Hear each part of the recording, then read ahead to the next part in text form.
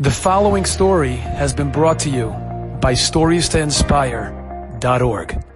I remember reading a story that brought me to tears. There was a young woman who unfortunately lost both her parents, and she was an orphan from father and mother. And at the age of 21 or 22, she had a hard time finding someone. She had no one fighting her corner, no one looking for her, until finally someone suggested she go out with this young man, and she started dating him, and the man was he's a wonderful young man, lots of great qualities. And as time goes on, she realizes that although he's a great person with great qualities, there's something about him which is a big and a critical flaw in his character. Now, I'm saying this to all the singles out there, and I say this to all the parents of singles out there. You can never marry someone expecting them to change. You could hope that they'll change, you could wish that they'll change, you could think that if they change or this element of them changes, it's a bonus. But expecting them to change is a dangerous game. Especially if that thing is not just a happens to be, but it's a critical part of their makeup. There aren't many things that are like that, but there definitely are some. A person who has a severe temper, even if, by the way, lots of people who have severe tempers can be very kind and generous until they're not. Lots of abusers are very loving until they punch you in the face. So she realizes that this man, he's got so many good sides, great things about him, but at the same time, he also has a critical flaw. And she doesn't know. She normally would go to her parents for guidance, but she doesn't have parents. So she goes to the rabbi of her shul. And she asks the rabbi, what should I do? I've been having such a hard time meeting anyone. I finally met this guy. He's got so much good about him, but there's this one thing which is really bothering me, and I don't know, does it outweigh all these other things? The rabbi, he knows what she's gone through. He's thinking to himself, on the one hand, on the other hand, back, forth, he's trying to figure out. He says, I don't know. The girl starts crying. She says, look, you can't tell me I don't know. They always said to me that the Bet Din, the city, court, has an obligation to raise, the Yetomim, the orphans of the city. I'm coming now for guidance. I need your guidance. Don't tell me you don't know. I need help. Help me. The rabbi says, listen, this is too big for me. I'm going to take it to the biggest rabbi of our generation, Rebbe Lazar Menachem Shach, the Gadol Hador, the Rosh Shiva of Panovich. He calls the rabbi, he tells the rabbi the situation. He says, what should I tell the girl? Yes, no, carry on, don't.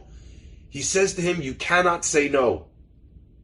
Rabbi says, why? But I think the guy's got all this difficult stuff that he's got, and who knows what that's going to be like. I don't want the responsibility of this girl having a miserable life because I didn't give her the right advice. Rav Shach says, listen, you could tell her you don't know again. You could encourage her whatever you want. You can't tell her no. You tell her no for the rest of her life. What if she doesn't meet someone?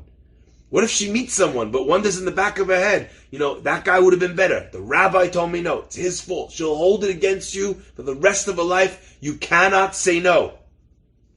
But he says, have her get in touch with me. Let her call me. Girl calls the rabbi. Rabbi says, why don't you come over? I'd love to meet you. She comes to the Gadol Hador's house. Rav Shach sits her down.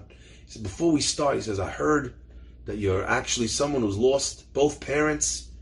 So sad, really touched me. My children are already grown. I'm an older person. I have some more time, some more love in my heart. I have a suggestion. Tell me what you think.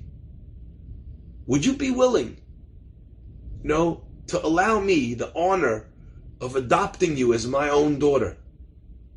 And that means that you don't come to me just with problems, but you come to me with all of your joys and all your happiness, and whenever you need me, you always have my door. You don't have to knock. You're my family. I'd love to be your dad. And the girl is overcome with emotion. To imagine she's got this rabbi is now her family, the biggest rabbi. Everyone waits ages to speak to him, and he's going to have all the time in the world for her. She doesn't even hesitate. She says, absolutely, I would love that. And the rabbi says, okay, it's a done deal. So let's talk. What's going on? Rabbi knows what's going on. She tells him the thing, lays him out. Rav Shach sits there, thinks, probably strokes his beard, and he says, no, I don't think you should carry on. You can't expect something like this, a critical flaw. You can't expect it to change. And you can't risk it not changing, because that life would be hell for you. And the girl says, thank you so much. Weight off of my chest. I didn't know what to do. I was going back and forth in my head. Finally, thank you so much. What happened? She leaves. 20 minutes later, there's a phone call ringing. Who's ringing on the phone at Reb Shach's house? The rabbi. The rabbi's like, Rabbi, what are you doing to me? I wanted to say no. You told me I can't say no. Then you bring it to your house and then you say no. It's not fair. Why can you say no if I can't say no? And Reb Shach said to him, because you're her rabbi. And I am now her dad. I'm now her father. And a father can say no. When you know that that person has your back 100%, when you know that that person loves you and is going to be there for you all the time, then you can give them advice which is very hard to hear. Enjoyed this story? Come again. Bring a friend. StoriesToInspire.org